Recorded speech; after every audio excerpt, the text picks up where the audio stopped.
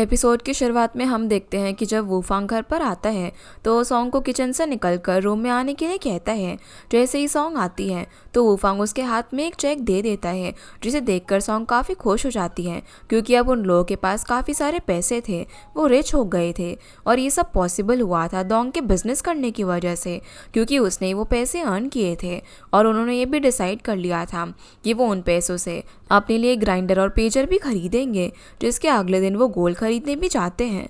दूसरी तरफ जब टूनान और श्याओ शंघाई के लिए निकल रहे होते हैं तो घर के बाहर ही उन्हें शेनशन और लियू दिख जाते हैं। असल में लियू शेनशन को बस स्टेशन ड्रॉप करने के लिए जा रहा था, तो शेनशन उन दोनों को भी अपने साथ चलने को कहती है, जहाँ अब श्याओ और टूनान कार में बैठकर काफ़ी ऑकवर्ड भी हो जाते हैं क्योंकि लियू शेनशन के बारे में उन्हें बताया जा रहा था कि वो उसके साथ कितना खुश है और वो उसे कितना पसंद करता है, जो कि शेनशन को भी अजीब लगने लग जाता है। जिसके बाद वो श्याओ और टूनान को बस स्टेशन छोड़ देते हैं और श्याओ टूनान से पूछ रही थी कि आखिर शेनशन लियू के साथ क्या कर रही है, तो टूनान भी उसे बोलता है कि वो डोंग के साथ क्या कर रही है। जिसके बाद हम देखते हैं कि टूनान कॉलेज पहुंच जाता है तो उसे एक कंस्ट्रक्शन साइट पर इंटर्नशिप करने का चांस मिल जाता है। वहीं पर उसे पेंगफाई भी मिलने के लिए आता है, जो कि अपने नए बिजनेस आइडिया के बारे में उसे बताता है। असल में वो डोंग के कज़न से एक मिनी बस खरीद रहा था और उसके लिए वो टूनान से कुछ पैसे बोरो करने आया था, जहाँ वो एक कॉन्ट्रैक्ट भी टूनान को साइन करने के लिए देता है कि वो टूनान को उसके पैसे पूरे इंटरेस्ट के साथ वापस लौटाएगा, जो देखकर टूनान उसे पैसे देने के लिए तो मान जाता है। पर वो ये भी देखता है कि पेंगफाई ने आधा डिपॉजिट देकर पहले ही बस को रोड पर उतार दिया था, यानी कि वो पूरे कॉन्फिडेंट के साथ टूनान से बोरो करने के लिए आया था और उसे पता था कि टूनान भी उसकी हेल्प ज़रूर करेगा। जिसके बाद अब पेंगफाई मिनी बस लेकर सूजो आ जाता है। रास्ते में उसे हुआंगलिंग मिल जाती है तो वो उसे भी अपनी बस में बैठा लेता है और बताता है कि उसने अपने सारे पैसे और टूनान से बोरो किए हुए पैसे बस में इन्वेस्ट कर दिए हैं। लेकिन इस बात से हुआंग गुस्सा नहीं होती, वो पेंगफाई के लिए काफ़ी खुश थी क्योंकि वो उस पर ट्रस्ट करती थी और उसे पेंगफाई पर पूरा भरोसा था कि वो अपना फ्यूचर ब्राइट करके ही रहेगा। जिसके बाद हम देखते हैं कि जुआंग जब रात को डिनर कर रहा होता है तो वो हुआंग और पेंगफाई को बताता है कि उसके डैड को फ्रैक्चर हो गया है और उसकी मॉम भी ओल्ड है, तो वो एक दूसरे का ध्यान ठीक से नहीं रख पा रहे हैं। और जुआंग चाहता था कि वो अपने मॉम डैड को यहाँ पर लेकर आ जाए और सॉन्ग के रूम में शिफ्ट कर दे जब तक वो ठीक नहीं हो जाते। जिस बात के लिए हुआंग एग्री नहीं करती, लेकिन हुआंग की जगह पेंगफाई जुआंग से बात करता है और कहता है कि श्याओ और टूनान भी चाहते हैं कि ग्रैंडमा और ग्रैंडपा यहाँ पर आए, क्योंकि अगर वो एक बार शिफ्ट हो जाएंगे तो वो कभी भी वापस नहीं जाएंगे। और वैसे भी उन्होंने हमेशा से उनके सेकंड अंकल का ही ख्याल रखा था, तो वो उनके बच्चों को अच्छे से रखते थे। तो अब सेकंड अंकल की ही बारी थी ग्रैंडपा का ख्याल रखने की, और अगर वो ये भी नहीं कर पा रहे तो पेंगफाई ग्रैंडपा के लिए एक केयर टेकर रखने के लिए पे कर सकता था। जो सुनकर जुआंग उस पर ही गुस्सा करने लग जाता है कि वो इतना इमोशनलेस कैसे हो सकता है और वो अपने ग्रैंड पेरेंट्स को इतना हेट क्यों करता है। लेकिन उन्हें हेट करने की भी पेंगफाई के पास काफ़ी सारे रीजंस थे। जिसके बाद पेंगफाई वहाँ से ग्रैंडपा के घर डिनर पहुँचाने के लिए चला जाता है और हुआंग अकेले में जुआंग को समझाती है कि वो आगे जाकर कोई कॉन्सिक्वेंसेस नहीं झेलना चाहती, इसीलिए वो पेंगफाई के साथ ही एग्री करती है और जुआंग को समझाती है कि जिस तरीके से जुआंग को फील होता है कि उसके साथ गलत हो रहा है, वैसे हुआंग को भी फील होता है। असल में जब से सॉन्ग वहाँ से शिफ्ट हुई थी तब से हुआंग भी अकेली पड़ गई थी और वो भी काफ़ी बुरा फील करती थी, जो चीज़ पेंगफाई समझता था। इसीलिए वो शाओ और टूनान जैसे ही हुआंग के साथ रहता था। इसीलिए हुआंग थोड़ा सा अच्छा सोचती थी क्योंकि कम से कम उसे ये फील होता था कि उसके बच्चे अब भी उसके साथ ही रहते हैं और उनके लिए वो रोज़ डिनर बनाती है और उनका काम करती है। और ये सब पेंगफाई की वजह से हुआ था, जबकि जुआंग ने कभी ये जानने की कोशिश नहीं की और हुआंग ने कभी भी इसके लिए कंप्लेंट नहीं करी, जो बोलकर वो इमोशनल हो जाती है। उसके बाद जुआंग अकेले ही अपने पेरेंट्स के घर चला जाता है।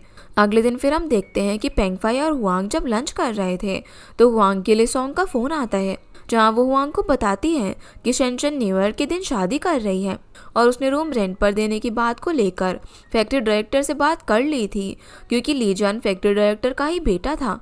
तो फैक्ट्री डायरेक्टर ने खुद सॉन्ग को फ़ोन करके शेनशन और ल्यूजियान को रूम रेंट पर देने के लिए कहा, जिससे कि सॉन्ग को ना चाहते हुए भी एग्री करना पड़ा। नहीं तो वो उससे उसका घर ले लेते। ये सुनकर हुआंग भी टेंशन में आ जाती है क्योंकि अब पेंगफाई के रहने के लिए उनके पास जगह नहीं बची थी। इसलिए वो पेंगफाई से बात करने के लिए जाती है और उसे अपना सामान शाओ के रूम में शिफ्ट करने को कहती है। पर पेंगफाई उसे थोड़ा सा टाइम मांगते और कहता है कि वो दोंग से इस बार में बात करेगा और कोई ना कोई सोल्यूशन निकाल लेगा।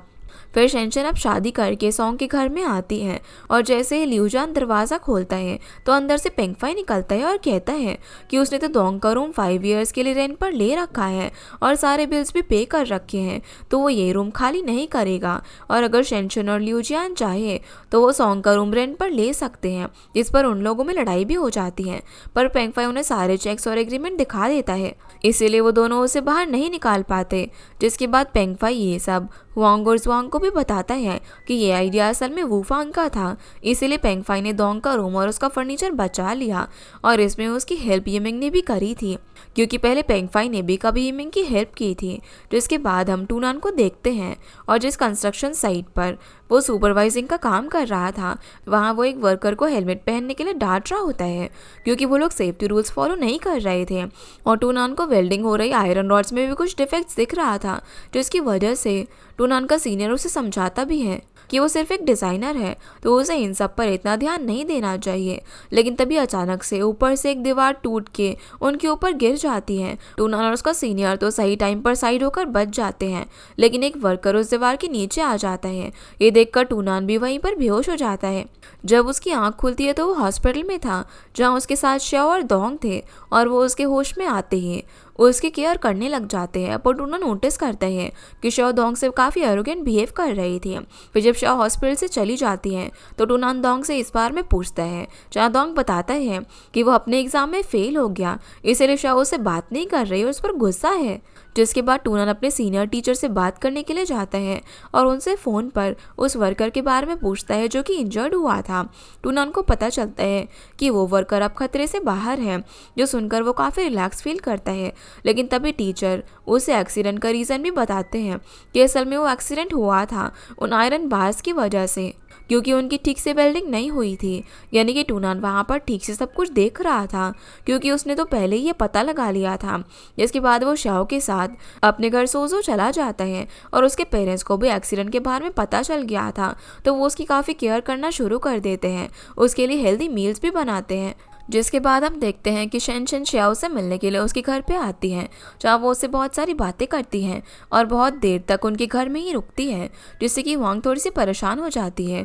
इसीलिए वो शेनशन के सामने से जाने का नाटक करती है, जो देखकर शेनशन भी चली जाती हैं और शाओ उसे बाहर तक छोड़ने जाती हैं। शेनशन के जाते ही हुआंग वापस से बेड पर बैठ जाती है और टूनान को बताती है कि शेनशन की जब से शादी हुई है वो हुआंग से बस रेंट की बातें करने आती है और ये सब सुनकर हुआंग काफ़ी थक गई है, इसलिए वो उसे अवॉइड कर रही थी। जहाँ टूनान हंसकर बोलता है कि उसकी मॉम इतनी चेंज कब से हो गई, क्योंकि अब हुआंग पहले की तरह अपनी इमोशन सैक्रिफाइस करने वाली हुआंग नहीं रही थी और वो चेंज होकर अब ओपन माइंडेड लेडी बन गई थी। जहाँ पर शाओ भी शेनशन को छोड़कर अंदर आती है और बताती है कि शेनशन उसे बता रही थी कि हुआंग ने उसे रूम रेंट और फैक्ट्री डायरेक्टर के मैटर में मिसअंडरस्टैंड कर लिया है, इसलिए वो चाहती है कि हुआंग उसे कंफर्ट करे। पर शाओ ने इस बात का जवाब नहीं दिया।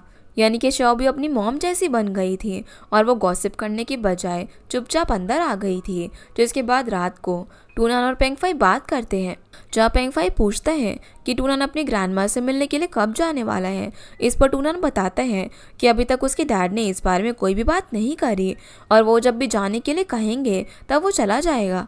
अगले दिन अब जब टूनान जागता है तो देखता है कि वो कल रात कुछ ज़्यादा ही सो गया था, क्योंकि वो दोपहर में जागा था। तभी उनके लिए बाहर फ़ोन आता है। शाओ को लगता है कि ज़रूर दोंग का कॉल होगा, इसीलिए वो भाग कर जाती है, लेकिन उसे पता चलता है कि वो फ़ोन उसके ग्रैंड पेरेंट्स के घर से आया था, तो वो टूनान को फ़ोन अटेंड करने के लिए भेज देती है।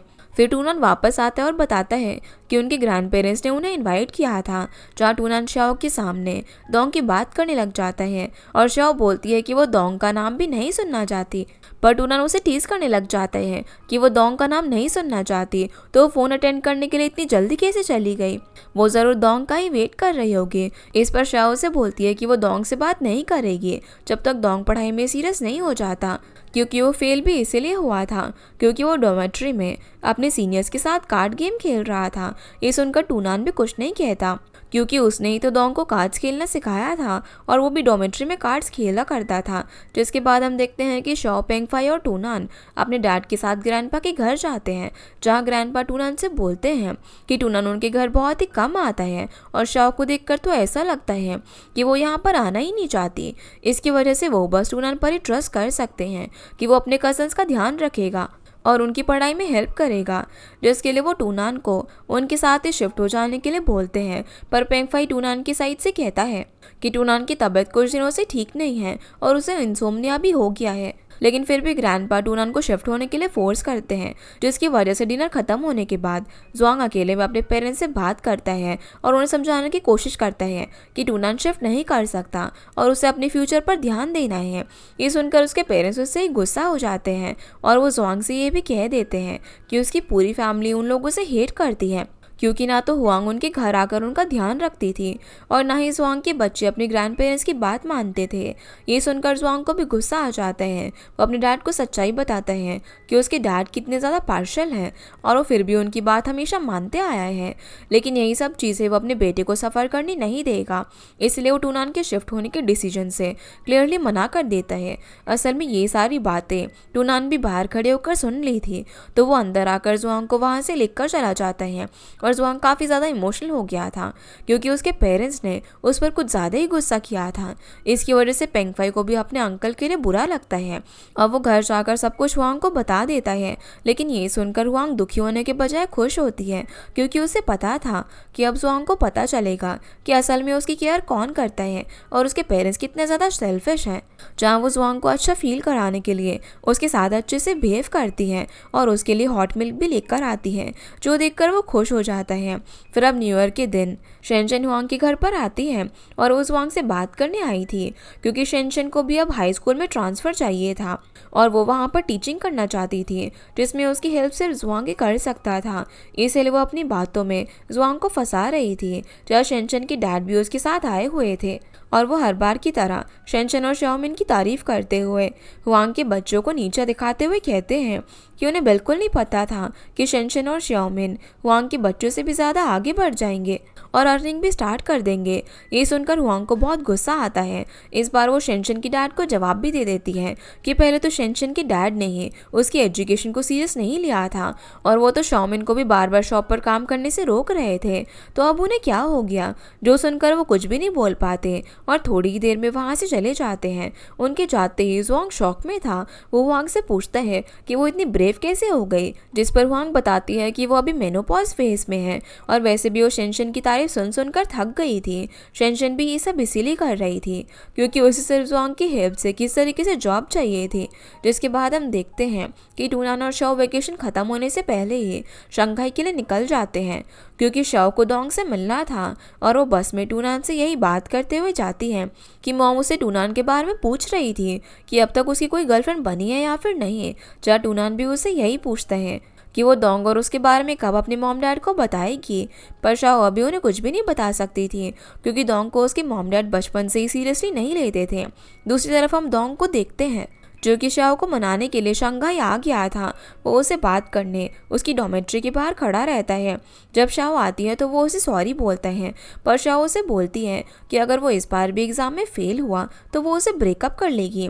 ये सुनते ही डोंग वहाँ से गुस्से में चला जाता है और अपना बैग लेकर डॉर्मेट्री की तरफ वापस आता है, जहाँ उसे शाओ रोक लेती है। ये देखकर डोंग स्माइल करता है क्योंकि शाओ उससे ज़्यादा टाइम तक नाराज़ नहीं रह सकती थी। इसके बाद वो दोनों एक दूसरे से सॉरी कहते हैं और डोंग प्रॉमिस भी करता है कि वो इस बार किसी भी तरीके से पास हो जाएगा। जिसके बाद वो शाओ को वापस से डॉम में छोड़ने जाने लग जाता है, पर उन्हें वहाँ पहुँचने में काफ़ी देर हो चुकी थी। इसकी वजह से शाओ की डॉर्मेट्री बंद हो जाती है, यानी कि आज रात वो अंदर नहीं जा सकती थी। जिसके बाद हम देखते हैं कि डोंग डॉर्मेट्री के बाहर सूख रहे एक ब्लैंकेट को लेकर आ जाता है और शाओ और वो दोनों उसे ही ओढ़कर बेंच पर बैठ जाते हैं। जहाँ डोंग उसे बोलता है कि अब अगर वो ठंड लगने की वजह से बीमार हो गया और फेल हो गया तो शाओ उससे ब्रेकअप नहीं कर सकती। ये सुनकर शाओ उसकी बात मान लेती है और डोंग को सॉरी बोलती है क्योंकि उसने उससे बात करने के बजाय गुस्से में आकर उसे इग्नोर किया था। और ना ही उसने डोंग को वेकेशन में भी फ़ोन किया जिसकी वजह से वो थोड़ा सा बुरा फील कर रही थी। पर डोंग उसे बोलता है कि वो उस पर जब चाहे गुस्सा कर सकती है और उसे गुस्से में कुछ भी बोल सकती है। बस वो इतना चाहता है कि शाओ उसे इग्नोर ना करे क्योंकि जब वो उसके साथ नहीं होती तो उसे काफ़ी ज़्यादा मिस करता है। दोनों फिर बास्केटबॉल ग्राउंड में चले जाते हैं क्योंकि थोड़ी देर में सुबह होने वाली थी। दोनों किसी अच्छी जगह ब्रेकफास्ट करने जाने वाले थे। दूसरी तरफ हम टूनान को देखते हैं, वो भी अपने रूममेट्स के साथ जाग रहा था। जब डॉर्मेट्री की इलेक्ट्रिसिटी बंद हो जाती है तो वो लोग बाहर जाकर बात करने लगते हैं, जहाँ टूनान के रूममेट्स उसे बताते हैं कि आगे चलकर टेक्नोलॉजी इतनी बढ़ जाएगी कि कोई भी डिज़ाइनर्स की वैल्यू नहीं करेगा, यानी कि उनकी पेन पेपर वाले डिज़ाइन कभी भी काम नहीं आएगी।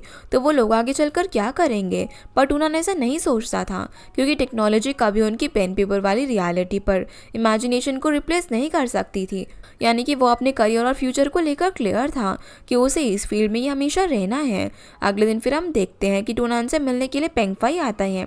असल में वो टूनान से बोरो किए गए पैसे उसे लौटाने के लिए आया था। जहाँ टूनान उसे बताता है कि वो आज डोंग के साथ KFC जाने वाला है जो कि शंघाई में न्यूली ओपन हुआ है और पेंगफाई भी उनके साथ आ सकता है।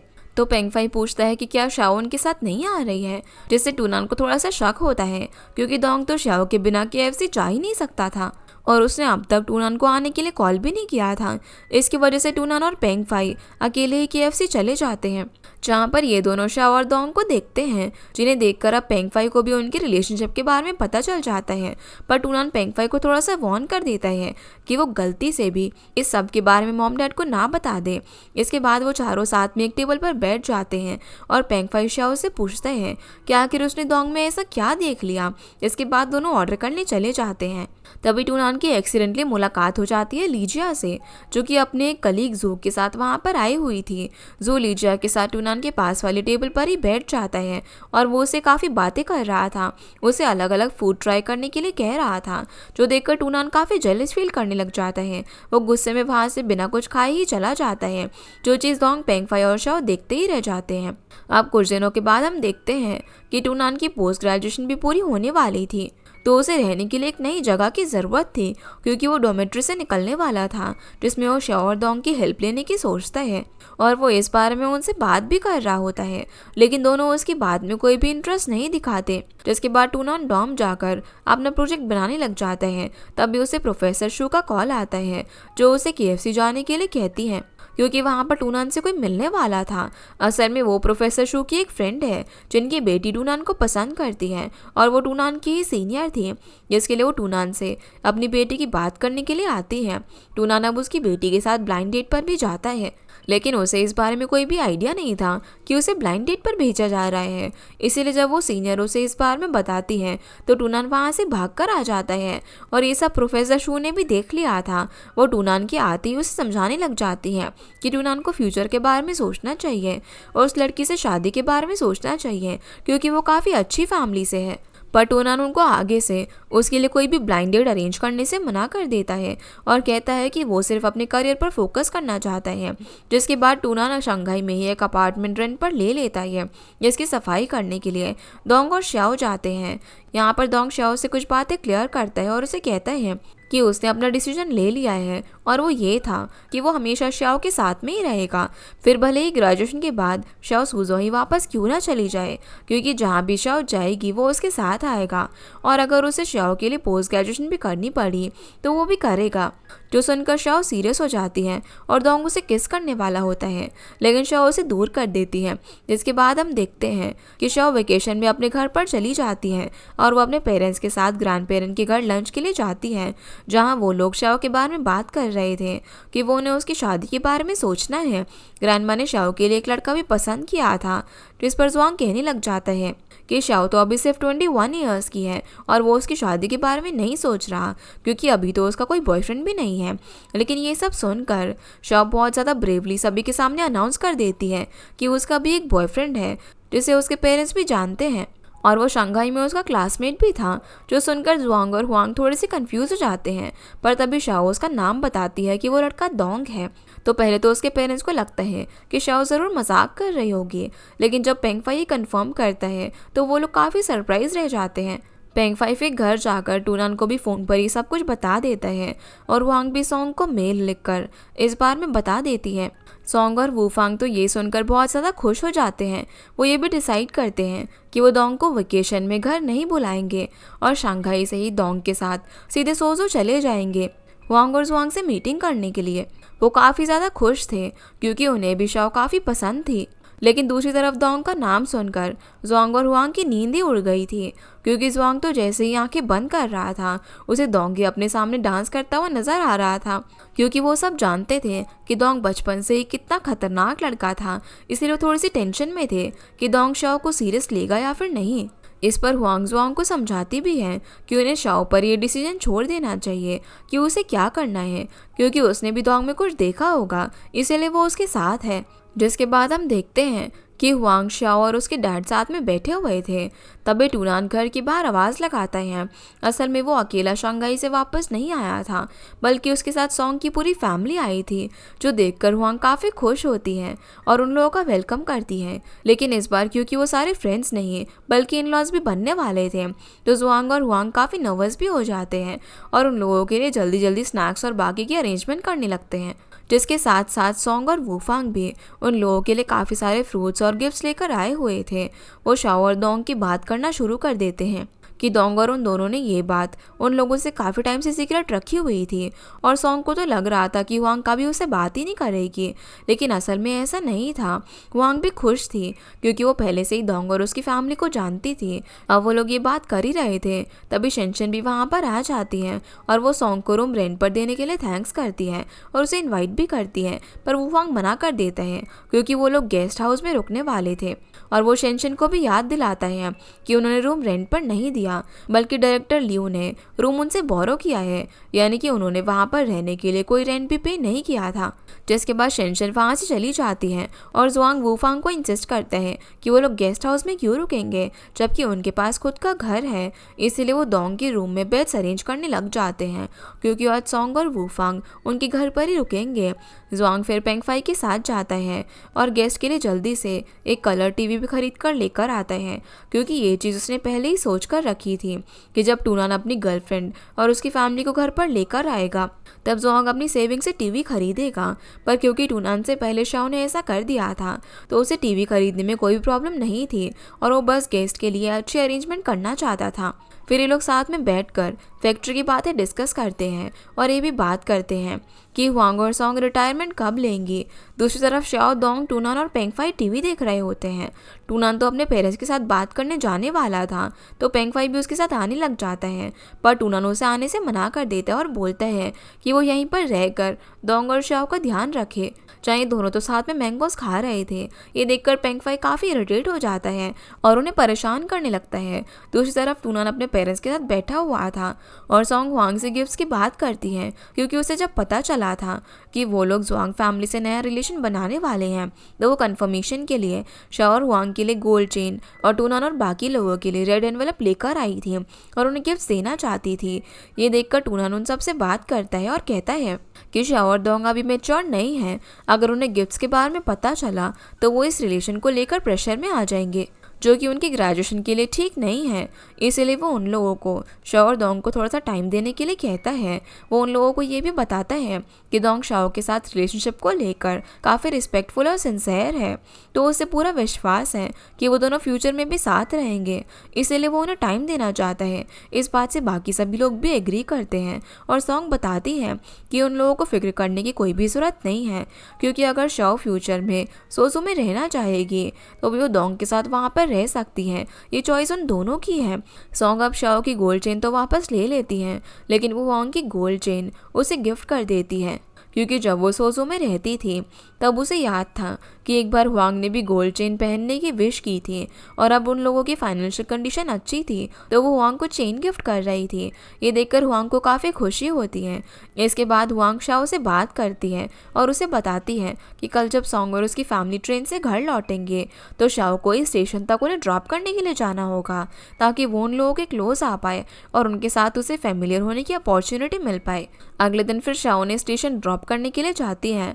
वहाँ पर वो सबसे मिल लेती है लेकिन डोंग से ठीक से नहीं मिल पाती जिसकी वजह से वो थोड़ी सी इमोशनल हो जाती है। दूसरी तरफ हम देखते हैं कि जोंग और हुआंग डोंग के बारे में बात करते हैं और कहते हैं कि फ्यूचर में उनकी बेटी खुश रहेगी क्योंकि डोंग सिंगल चाइल्ड है, यानी कि शाओ को बुली करने के लिए कोई भी सिस्टर इन लॉ या फिर कोई फैमिली मेम्बर नहीं था और सॉन्ग भी शाओ को अपनी बेटी की तरह रखती थी, यानी कि उन्हें शाओ की फिक्र करने की कोई भी ज़रूरत नहीं थी। जिसके बाद हम देखते हैं कि वूफोंग और सॉन्ग टूनान से बात करते हैं। वो उससे पूछ रहे थे कि आखिर डोंग जैसे स्किनी मंकी को शाओ ने कैसे पसंद कर लिया। अगर डोंग ने शाओ के साथ कुछ भी गलत किया तो वो डोंग को बहुत मारेंगे। ये सुनकर डोंग नींद से जाग जाता है और बोलता है कि वो शाओ को लेकर सीरियस है। जिसके बाद वूफांग टूनान को ये भी बताता है कि पेंगफाई डोंग के कज़न के साथ ट्रांसपोर्ट बिजनेस स्टार्ट करना चाहता है और कुछ और भी मिनी बसेस बाय करना चाहता है, तो क्या उन्हें डील करनी चाहिए या फिर नहीं। जिसके लिए टूनान पेंगफाई का साथ देते हुए वूफांग को हाँ बोल देता है और ये भी विश्वास दिलाता है कि पेंगफाई काफ़ी अच्छा बिजनेस कर सकता है तो उन्हें फिक्र करने की ज़रूरत नहीं है। जिसके बाद टूनान वापस से शंघाई आ जाता है और अब वो एक सीनियर इंजीनियर था, जहाँ वो जब अपनी कंस्ट्रक्शन साइट पर जाता है तो उसे पता चलता है कि वो कंस्ट्रक्शन साइट असल में प्लानिंग ब्यूरो के अंडर काम कर रही है। और ये सुनते ही वो समझ जाता है कि ज़रूर वो लीजिया से भी वहाँ पर मिल पाएगा। असल में भी ऐसा ही होता है, दोनों एक दूसरे को देखकर खुश होते हैं क्योंकि अब वो रोज़ मिलने वाले थे। ये लोग साथ में लंच भी करते हैं और टूनान सभी लोगों को लीजिया से इंट्रोड्यूस करवाता है। वो बताता है कि वो कॉलेज में उसकी क्लास मॉनिटर थी। जिसके बाद लीजिया अपनी डॉर्मेट्री चली जाती है और बहुत ही जल्दी अब लीजिया को भी अपने लिए एक अपार्टमेंट खरीदना था क्योंकि वो हमेशा डॉर्मेट्री में नहीं रह सकती थी। अगले दिन जब वो वापस से कंस्ट्रक्शन साइट पर जाती है तो गर्मी होने की वजह से वो टेरेस पर चली जाती है। तभी टूनान भी वहाँ पर आ जाता है। ये दोनों अब साथ में सनसेट देखते हैं और अपने पहले के दिन को याद करके काफ़ी खुश होते हैं, यानी कि वो वापस से एक दूसरे के क्लोज आने वाले थे और एक दूसरे को अभी भी पसंद करते थे। लीजिया उसे ये भी क्लियर कर देती है कि उस दिन जिसे टूनान ने लीजिया के साथ देखा था असल में वो उसकी ब्लाइंड डेट थी और लीजिया को भी प्रोफेसर शू ने ही वहाँ पर भेजा था, जबकि वो जाने में इंटरेस्टेड भी नहीं थी। ये सुनकर वो दोनों ही हंसने लग जाते हैं क्योंकि उन दोनों के साथ ये ऐसा हुआ था। और इसी के साथ हमारा ये एपिसोड यहीं पर ख़त्म हो जाता है। तो गाइस ये थी आज की वीडियो एंड आई होप आप लोगों को ये वीडियो पसंद आई होगी। तो इस वीडियो को लाइक कर चैनल को सब्सक्राइब ज़रूर कीजिएगा। आपसे फिर मिलते हैं इस ड्रामा के अगले एपिसोड में, तब तक के लिए गुड बाय।